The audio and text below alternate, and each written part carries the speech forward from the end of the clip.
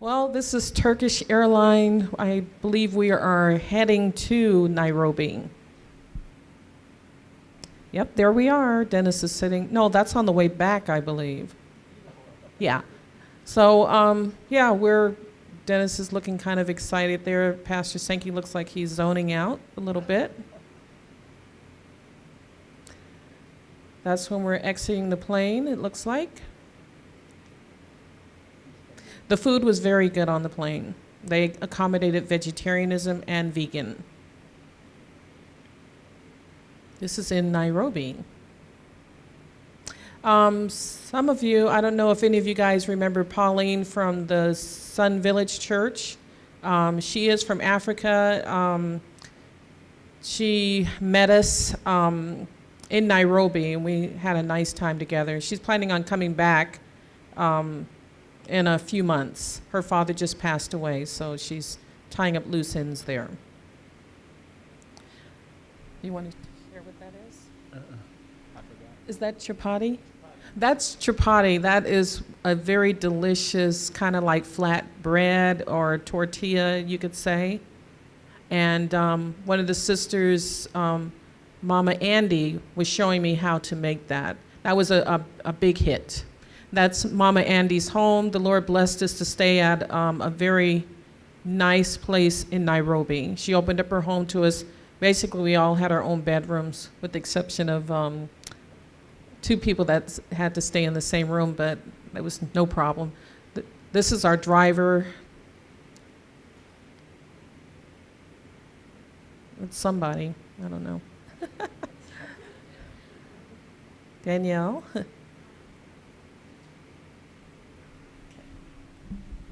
Okay, right now we're going through the center of Nairobi. This is more or less their park. We're in the vehicle being transported to another location, and I think we're heading towards the airport, heading to Kakuma. But this, you can look, you see the tall buildings in the back. This is on a Sunday. You could see they have the big festivities for kids in the park. You could see all the different slides and things and parties and stuff. But it seems like every Sunday or whatever, they have this for the children, and a lot of people come out to the park. You could see the different cars, and I don't think some of us are mostly third world. We could, been to other countries and stuff, but I felt like I was in the Caribbean being here, seeing the different places, the vehicles and the cars. And we drive on the opposite side of the road. Well, to me it's kind of normal too, but it's on the left that we're driving. Now, do you see my friend over here? Who do you see? Do you see the baboon? As you're driving? Yeah, let my wife tell you that one. It's very interesting, but baboons are not afraid of women. They're afraid of men, but not women, and they will challenge you. It's very... Go ahead. What did you see? You want to say something? I know they're sitting beside me like I'm going. This is the traffic of Nairobi. You can be in it for hours. It is worse than LA, definitely. This building here is the post office, where it says Posta House, and the building to the right is a Social Security building there. This is traffic. I'm telling you, traffic is very, very, you see people standing, selling items to you, peanuts or whatever. Some of us that go to Mexico know the same procedure there. But this is a stadium here. This is the home that we had stayed in Nairobi. This is a nice, beautiful young lady here. That's Mrs. Hall, taking pictures outside. This is the New Life SDA Church in downtown Nairobi. In coming to this church, I want to tell you that Kenya has been attacked by terrorists. And this is Saturday. When you come into the parking lot of the church, They check underneath for bombs on your car. You have to open your trunk. You have to open the doors. And there are policemen and soldiers that walk all around the church with AK-47s and machine guns. And this is on the Sabbath. This is all the churches. This is inside New Life Church. There's over 1,000 people in this church. If you look, Vice President here to my left, this is Delbert Baker, who is at the college there in Nairobi. And this gentleman here that I met, him and his wife, they used to live here in Palmdale many years ago, and he lives in Vero Beach, Florida, and goes to the church that I used to be an elder in Florida. Bullock, I think, Brother Bullock and Sister Bullock.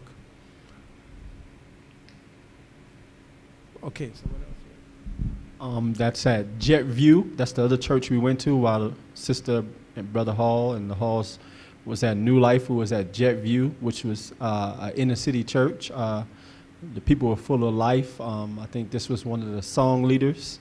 And right here is the youth coming together. The seed of the kingdom, brother in the morning, bright and fair.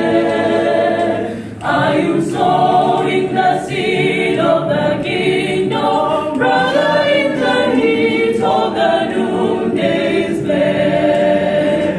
For the harvest time is coming on, and the reaper's work will soon be done.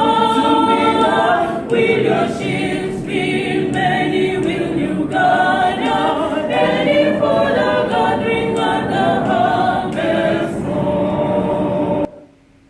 So at Jet View, the youth, what was very interesting was that they had a youth meeting on Sabbath, and I got to sit in, and they were meeting every day for Bible studies. And, you know, you really don't see that in youth, you know, that's coming together day by day for Bible studies. So that was something very amazing. Okay, now we're heading out to Lodwar and Kakuma. The reason why we're traveling to Lodwar is because if we went normally by vehicle, it would take us 10 hours to get there. So we said, oh no. So we had purchased our tickets a while back, and we're flying from Nairobi to Lodwar, then take a van from there to Kakuma. So we're leaving the home now, and you can see we're loading up, getting ready to head to the mission field. This is Mama Andy that just came out there. This is her home.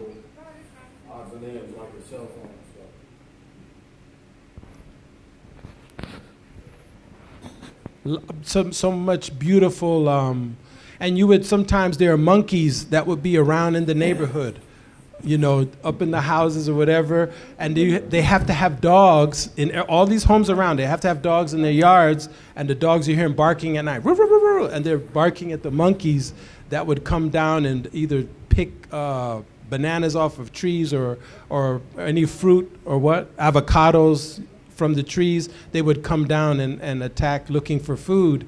And so that's why the dogs would be in the yard at nighttime to keep the monkeys away. You see in the church there, see the guard? This is at New Life Church to the left. See the soldier with the machine gun in his hand? In the middle, there's a picture. We're at the Terminal 2. We're getting ready to fly out on airline called 540, and we're heading towards Lodwar. We found this very interesting.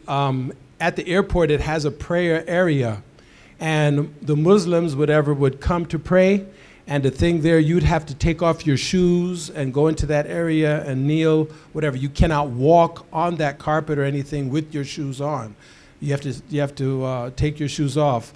If you look behind us, you'll see the plane that we're going is a propeller plane. We're getting ready to board the plane, and you see a passenger over there with his hand on his chin, contemplating going to the mission field.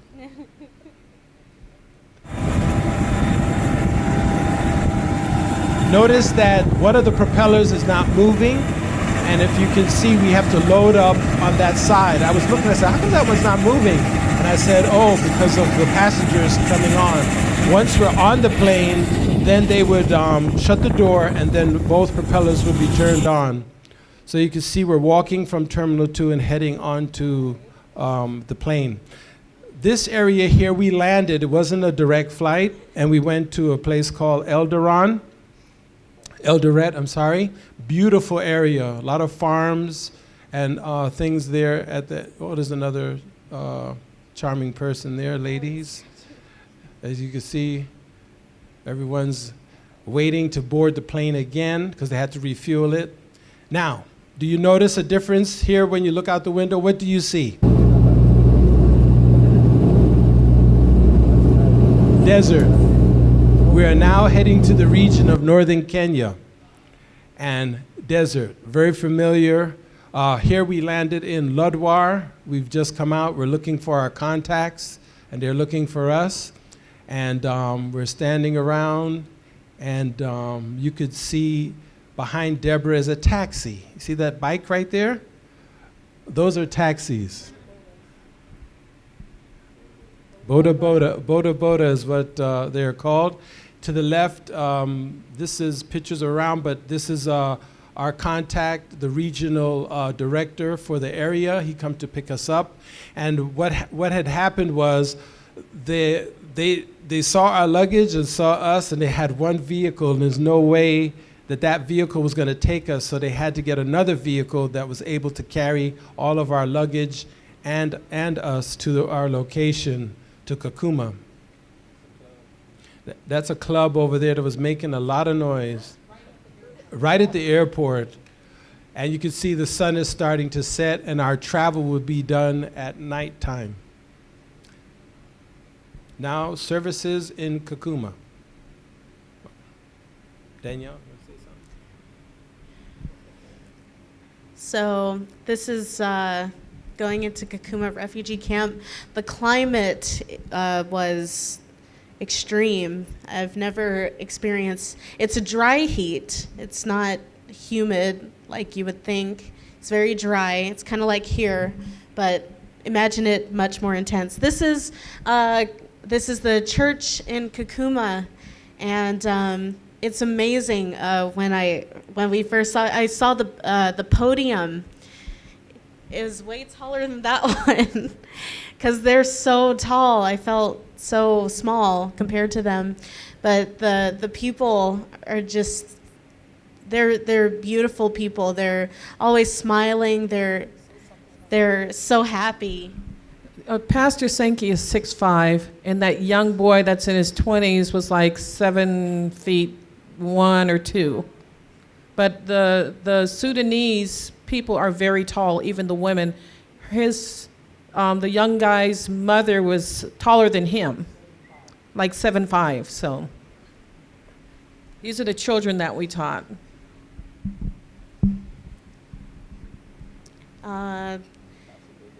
Pastor David. Oh, this is where we ate. There was like a little section for us from the elements. Look at these beautiful faces. Oh, the outside of the buildings, they were made out of mud, and amazingly very, very, very sturdy. It's amazing. Okay, can you backtrack right here before we eat? And this is custom with all, you have to wash your hands. So what they do, they come around with the soap and the water, and everyone washes their hands. The brother that's holding the soap, this is Brother Richard. He was, I call him Burton of Africa. Burton and him were like twins. They were so close because they were computers and phones and doing everything, and Burton was teaching him and all the different things. Next slide. Here is the water for the church. Now, if you notice, they have to carry these 5-gallon drums. The women carry them, not men. The women carry these. And they walk about, maybe a quarter of a mile away. and they bring it back to the church, and they would boil the water. But after, here's my friend, she's boiling the water. This is right up behind this building. This is, you see how they set up the cooking right there with the wood and the charcoal? But they boil the water, and then they would have drinking water. The demand went up after the medical missionaries talked about water. Everybody, the kids, everybody started drinking water. They didn't drink any water. You know, they were not used to drinking the water. So this was where my friend here set it up. Oh, yes. Could you go back one? That lady right here, her name is Sister Rochelle. She has a very powerful testimony. Okay, so her testimony, in a small sense, was that she came to me and Sister Hall, and she wanted to share her testimony, and Danielle Hall too, and she wanted to share her testimony with us. And I guess when she was a kid, it was war in South Sudan, and her parents got killed in the war, both of her parents. So she was taken in by another family, and that another family raised her as their stepchild, and then they joined together for her to marry the pre-arranged marriage to marry the son that was not her biological brother. So they got married together. Then the son went away and for a little while, and as he went away, he ended up catching HIV, and then from catching HIV, she thought the kids were going to catch HIV, but they didn't. Then war happened again, and then the husband was killed in front of her. She was shot in the shoulder, and she was shot in the leg, and if I'm correct, one of the children was shot as well and killed. And but before that, yes, and before that, she got raped. And when she got raped by some Saudi Arabians, they raped her, and she had a child. And you're probably going to see some pictures of that child. But I know we have to go further, so I can share the testimony later anymore. Okay, we're going to move along. Here you find the ladies coming in front. They're singing songs. I love the colors. There's the pulpit that Danielle is talking about. Look how tall it is, up to her head, and she has to hold whatever below. And those are the kids there. And they're translating for us in 2 languages. One of the translations in Swahili. These are all the women. A lot of these women here are by themselves. Their husband and children have been killed in Sudan or in the wars. So most of them are widows that come. The translators, again, going through. And a very unique thing, all the women are very modest. Yeah. They're very modest to a next level, to be honest with you. Here we're having prayer with our brothers and sisters. You see that shirt there says Jordan? I'm not sure if that's the young man, but this is one of the young men is the one I told you that was copying my Bible Gazette, and I'm getting it printed for him this coming week and mailing it to him. The ladies all cover their heads. Young people. I think Danielle wants to say something real quick. Is that your friend there to the? Yeah. So the girl next to me, her name is Mary.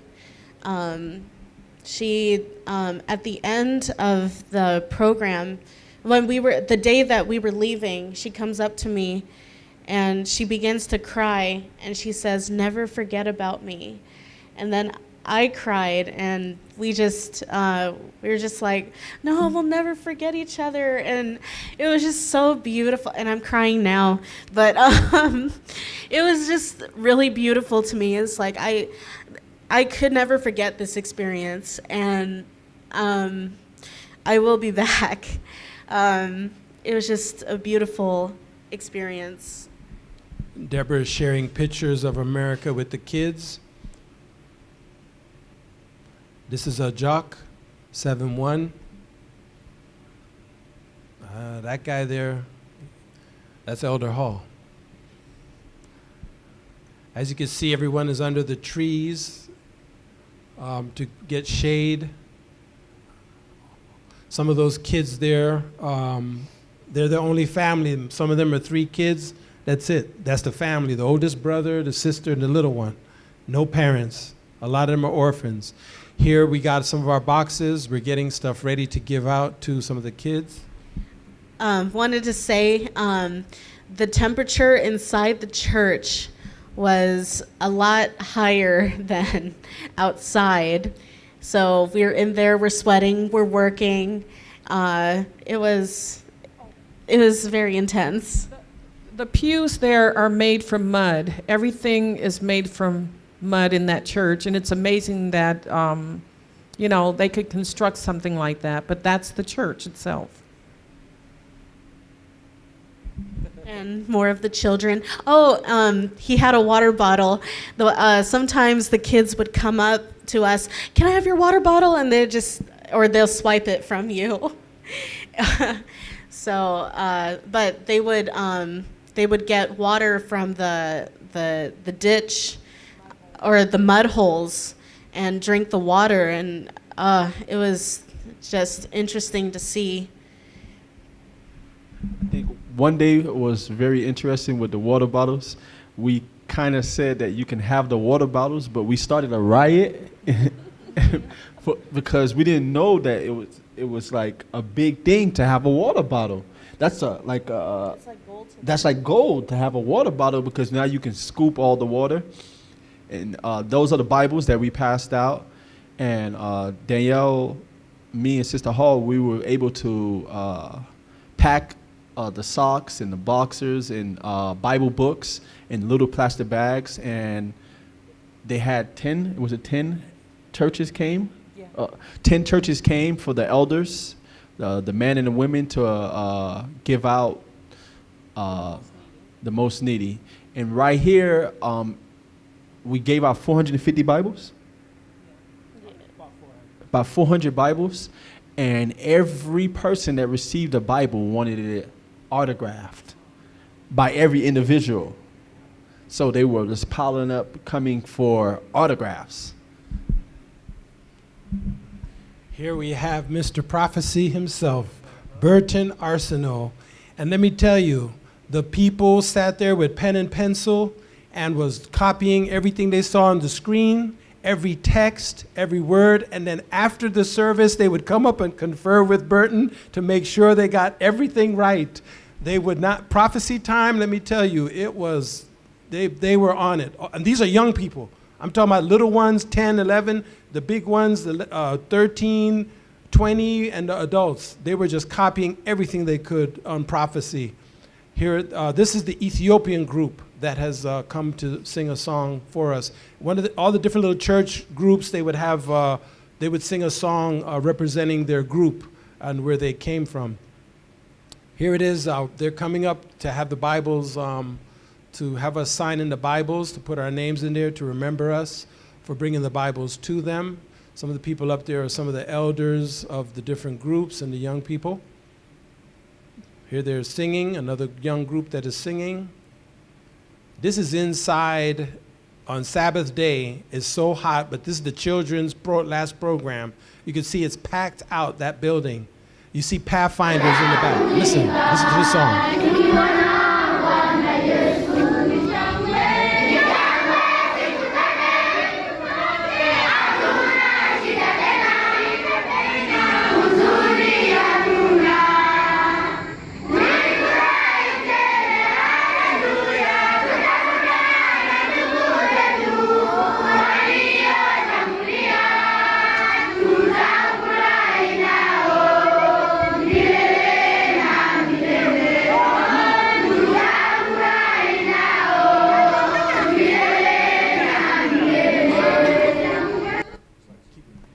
All right, keep the pictures rolling. We'll talk as we go. And that's another one.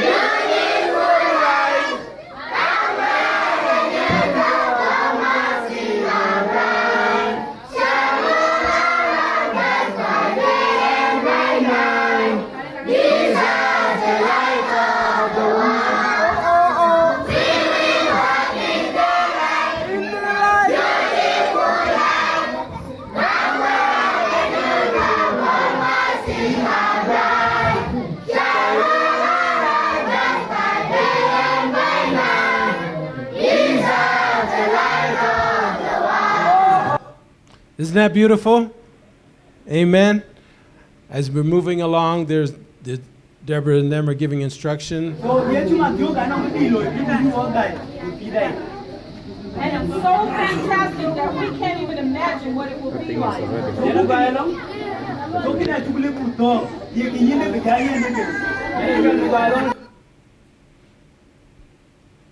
So now we're going to roll through a lot of these pictures. You can see where they sit back and out of the sun.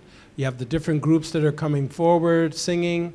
This here is medical missionary, and you can see they're doing their exercises. They're standing up. That's Brother Glashin right there. This is the Ethiopian camp. We went to visit them. They wanted to serve us Ethiopian food for lunch. And if you look, if you look straight in the back, that's a guest house all the way in the corner over there. And they have zinc fencing all the way around the camp. We're going to see inside the church. That's David Labeto, who is our pastor there. He has 10 churches. He speaks 10 languages.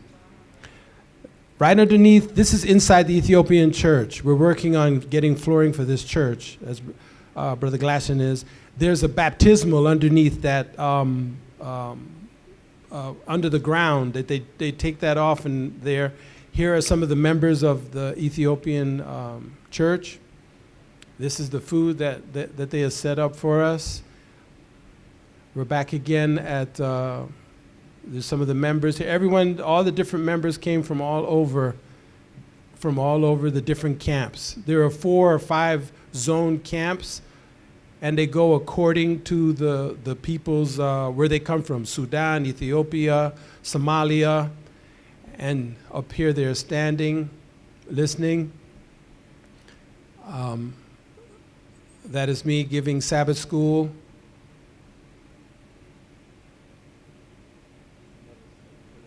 Another 7-footer. This is Richard. Notice the fan that's on top to keep the thing cool. See his hand? They put a fan on top to keep that cool so it wouldn't get hot and burn out. And we had to use a generator to have electricity at the location. There is no electricity there to use the mics or anything. This is one of the elders here talking with the young people, all the young people. All of them with their Bibles. They came to learn. They would actually not go to school for the whole week. They came there every day, skip school, and come to get the lessons, Bible lessons. They did not go to school for the whole week. Their teachers came to the meetings wondering where they were as well. I mean, one of the children came to me and said, Glashin, I refuse to go to school. I must be here to hear the word of God. And these are, I'm not talking about teenagers, we're talking about little kids. Saying this, I refuse to go to school. I must be here. This is the young lady they were talking about, giving her testimony. Very powerful.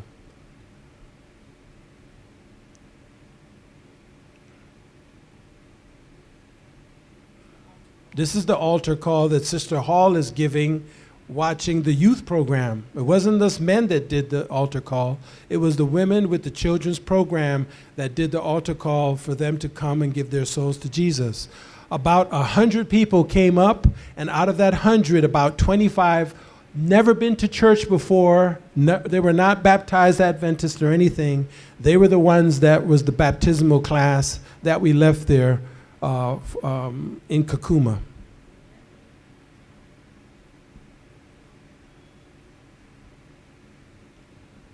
It got bigger. You see how it's getting bigger and bigger and bigger? We're showing you the pictures of the people coming up and giving their souls to the Lord. It got bigger and bigger and bigger, and they just kept coming, and Sister Hall was in tears. All of us were in tears at this point when we saw them coming, to the front to give their souls to the Lord.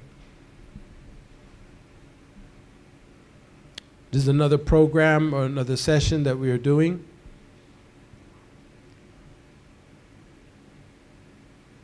These are the men that are coming up. They're getting ready to sing. If you look on top of our heads, that's actually the United Nations tent, and they cut it. If you see the black parts, those are the UN and stuff like that. That's how they made the covering over us. They put the UN and they cut it open and made it into a big tent to cover underneath.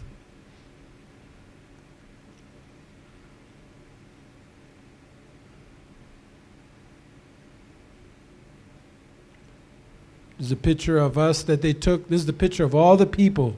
We got it to sit beside them. And this is a picture showing you all the people here in Kakuma. This is a picture shot of all of us there.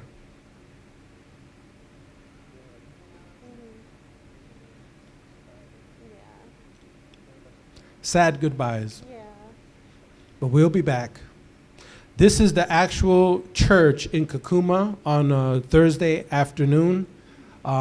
This is not in the refugee camp. This is outside in the town of Kakuma.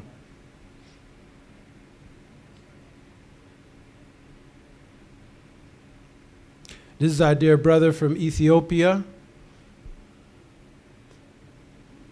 This is all of us taking our pictures here. These are the Prophecy clan, all the brothers and sisters.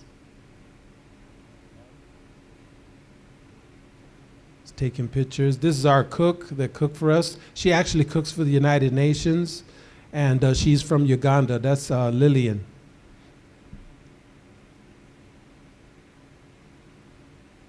This is in the city of Kakuma, not in the refugee. Well, this is part of the refugee camp, but these are the people of the refugee camps, the businesses that they have. See them getting the water in the middle of the road? Do you see that? There's the water, and they're picking it up out of the road. A pipe is broke or whatever. These are the Turkana people. We're in Turkana County.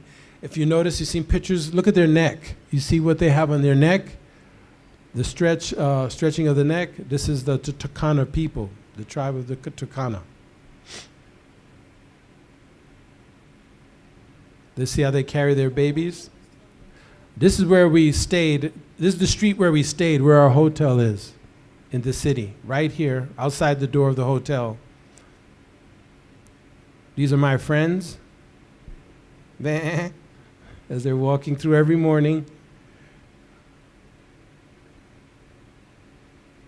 And they chew a lot of tobacco. I saw brown in their teeth. I asked and found out that they chew a lot of tobacco. If you see a motorcycle, that's the taxis, boda boda. People are carrying food on their head. The people in the refugee camp, they get their food maybe once or twice a month. They'll bring a truck with shipment in, and that's where they would have rice and their beans. These are some of the kids outside. But this is Kakuma, downtown Kakuma. Go back. Okay, that little boy and his little brother, they didn't have parents. They were basic orphans, and they don't have anybody to take care of them. They take care of themselves. These are our hosts, Mama Andy, Diane, and I forget my other sister's name there, but we were in the kitchen. We presented some gifts to her for her kindness of having us stay in her home. And of course, she didn't know this, and she's hugging a good friend of mine right there. She's just giving thanks. She had tears in her eyes as we were presenting her our thanks to her for what she has done. She says she was very happy that we came to stay with her because she lost her husband about 5 years before in a plane crash. And she said that she was the only one living in that house, that huge house, and she had kind of wanted to give it up and move somewhere else, but she was glad that she kept it because she felt that, she could house people from time to time, just to be a host to people. So Mama Andy was a blessing. She's an excellent cook. A wonderful person, lots of fruit trees, lots of avocados. We overindulged in that. That was really good.